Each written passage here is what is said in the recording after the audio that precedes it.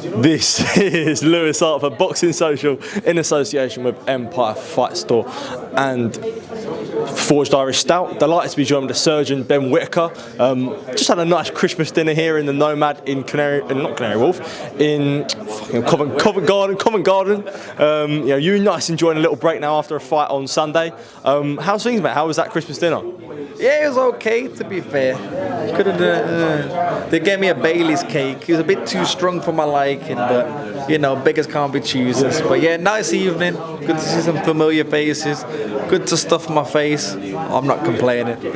Well, you just had a fight on Sunday, so sort of a typical thing for boxers to do. Enjoy yourself a little bit, and I'm sure you definitely will be doing that. It's feel good to just get one in before Christmas, where you can enjoy yourself now for the next sort of 2 weeks for Christmas. Yeah, 1000%. Like I said, stop and start, bit of a nuisance, but to end the year the way I did, pretty decent, and hopefully I can keep the ball rolling now for 2024.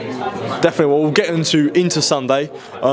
A very, very impressive knockout, another highlight reel knockout for yourself. Very, very sort of delighted to be back out in the ring and sort of how things went. Yeah, I'm my own critic, so there's things I can always work on, things I can always sharpen up, things I can always do better. But yeah, good knockout, good way to end the year. I'm happy that my opponent come out the ring safe, and we both got to go on to our families. That's good. When you get these highlight reel knockouts and this further sort of catches the eyes on you, how sort of nice does it feel when you sort of step back left hook and that's going to be showed that's a highlight reel knockout there? Yeah, it's like I said, as a young boy, you grow up watching these type of knockouts. I'm like, I want to be like that, man. I want one of mine on TV.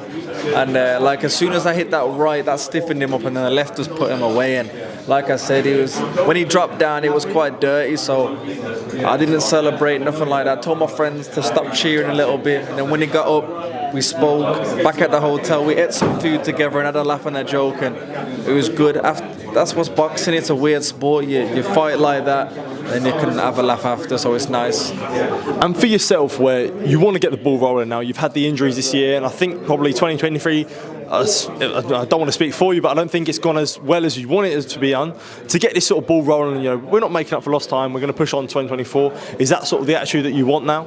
Yeah, definitely. Like I said, a bit of a nuisance. I should have had a lot more fights this year, a lot more performances like that, but these things happen. But 2024, after coming off the back of something like that, hopefully some more of those nights, more of those ring walks, more of those performances, and I'm excited. And for yourself, is it important to sort of learn to understand patience in boxing? You're going to have to wait sometimes for opportunities. You're going to have to wait, and you had to wait for sort of an opportunity, especially this year. You think about sort of not boxing until May, and then not boxing from July till December. Was it important to sort of just try and stay as patient as you possibly can? Yeah, 100%. I think patience in all walks of life is important, but definitely in things like that. But for me, I was able to slow things down in camp, work on things, pick up my strength, work even more. And I think you've seen the shape I was in. It wasn't like I was just sitting on my backside doing nothing. I was pushing myself in different areas, and that's what allowed me to get the shot that I did. And we'll talk about the fight week and everything that happens. As boxers, you always have distractions and things that sort of come in your way. Fight week's no different. You did have sort of a particular distraction in someone calling you out through press conferences and this and that. Before we get into that sort of stuff, how do you sort of deal with distractions when it comes to boxing and sort of people coming your way and sort of having to sort of push this off and put it out of the way? I'm focused on the goal, so I know where I'm going to be, and this is part of the goal. This is part of the journey. So for me, it's another day, another fight week, another stepping stone into where I want to go.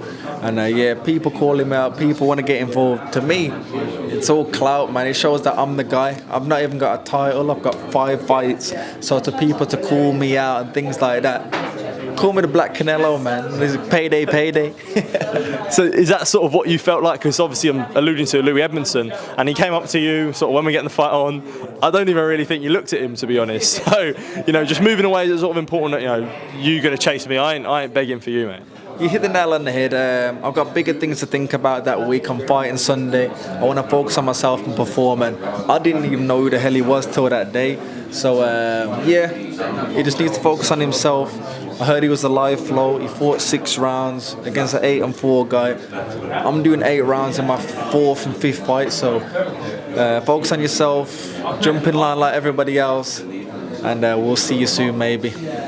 One thing I did want to talk about is what comes with you. When people talk about Ben Whittaker, they talk about the showboating, the glamour, the swagger that comes with you. Being the man in the arena, and when you're flicking through Sky Sports, and when you're in the arena, you might be having a beer. You hear Ben Whittaker's on next. You want to go and sit on your seat. You want to flick the channel and you want to watch Ben Whittaker. How does that feel for you, being that sort of man in the arena? Yeah, for someone like me, it's an honor. Don't get like the flashiness, arrogance, you want to call it. Don't get all that miscruded, or whatever the word is. I didn't go to school, so. But yeah, don't get that all in the way of what I'm doing. At the end of the day, I'm a hard-working person, just like any other boxer. I've worked my way up. I've wanted to have these nights, and to be able to have kids coming over to me asking for photos, being able to give back. I'm in a really good position, and I don't take it for granted. It might look like it, but I don't. I make sure I push myself every day. I cut no corners, and I'm very thankful. I know it can be taken away like that if you don't work hard, so I'm making sure that doesn't happen. We'll get into sort of the competitive side of your life in a bit, but one thing I wanted to ask you about is obviously with this sort of the glamour and the swagginess and the sort of, as you say, the showboating, this does come with haters and people that criticise you. I know you don't care about the criticism, but there's a part of you that sort of enjoys being sort of people wanting to see you lose in a way. People want to see you lose. People want to see you, sort of knocked out when they see you sort of making the mockery of your opponents. Is there a part of you that embrace that? We know Mayweather made such a star and made so much money of people wanting to see him lose. Do you feel like sort of you might go down that path as well?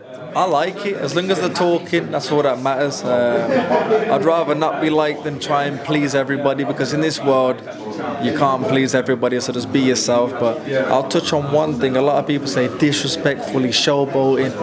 A lot of people keep calling these guys bums and things like that. I find that very disrespectful, because their fighters just like me. They're working hard just like me. They're going to the gym just like me, trying to change their family's life just like me.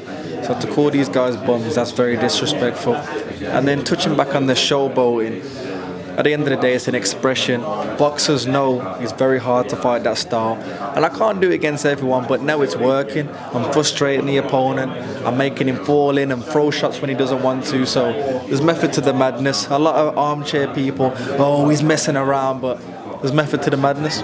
Absolutely, and you talked about your competitiveness there. And whenever I've spoken to people around you, promoters and managers, they've always said, "Listen, you ain't never going to get a more competitive guy than Ben." And no matter what you see outside the ring, on the way that he portrays himself, deep inside there is a guy that's so competitive. Throughout you were young, do you sort of reiterate that comment that the competitiveness? There ain't no, when it comes to sort of the push comes to shove, there ain't really no one working harder than me. Yeah, you hit the nail on the head. I think playing FIFA with my dad since a young boy, and I'd lose. Oh man, I used to have to rage quit. It would annoy me so much. And you seen it in the Olympics. I was upset. A lot of people would have been happy with a silver medal. I wasn't. I just think it's been installed in me to never be second. And I think that takes you to different places. The Mayweathers, the Roy Joneses, they all had it. If you're in here just to take part, sadly, you're in the wrong sport. I think you need to be the number one. You need to push to be number one. And when you've got that fire, you're a different person. And when you have this fire, do you feel like that sets yourself apart from the rivals and the light heavyweights? That no matter what, this competitiveness that I've got, no one ever really shares the same fire to me. So I'm already sort of 1%, one step ahead of these guys. 1,000%. Like I said, I fought Sunday. I was back in the gym Monday. I was training. I was doing yoga. I was doing things like that. Yeah, I've got a couple media days, but I'm straight back to it. And I think no matter where I go in life, I'll always keep that dedication. I think that will set me apart from everybody else, because I know this lifestyle I've got now, it allows me to live the way I can, allows the people around me to live better, so I don't want to throw that away, so I've got a lot on my shoulders. When it comes to your rivals, we talked about patience and how important patience is. You may feel like you're ready now for Buatsi, Azeez, Callum Smith, these sort of names at light heavyweight, but it's important to understand that it's all a process, and give me time and I will be around these guys in time. 100%. I looked at someone on Instagram put like the Gervonta Davis, Ryan Garcia, even Nazi's box rec, and some of the guys they was fighting. It's like, who the hell are they? Do you know what I mean? So it's all patience to get to that top level. And someone like me, if you look at the light heavyweight division, I'm 26. The guys we keep talking about, Buatsi and whatnot, they're 33, 34, something like that. Then the top of the tree, Buatsi is 39. So if you're looking at that, I've got a lot of time on my hands. I'm 26. I'm still young. I'm still doing what I can do. But skill-wise, I know for a fact I can beat those guys now. But like I said, it's part of patience. It's part of learning the craft. Part of ticking each box, learning things from each training camp, and then when you do get there, you want to stay there. And as we close this interview off, as 2024 pushes on the horizon, what can we expect for Ben Whittaker? You know, what can we expect for 2024 for yourself? A year of pushing on and kicking on? 100%. I think activity, performances, ring walks, wins, knockouts, victories, you name it, I want it all. A belt of some sort, a ranking of some sort, and if we can, a name of some sorts. Those three will be great. Ben Whittaker, thank you for your time. Really appreciate catching up with you, and yeah, all the best for 2024 and well done on the win last weekend, mate. Thank you. Cheers, man.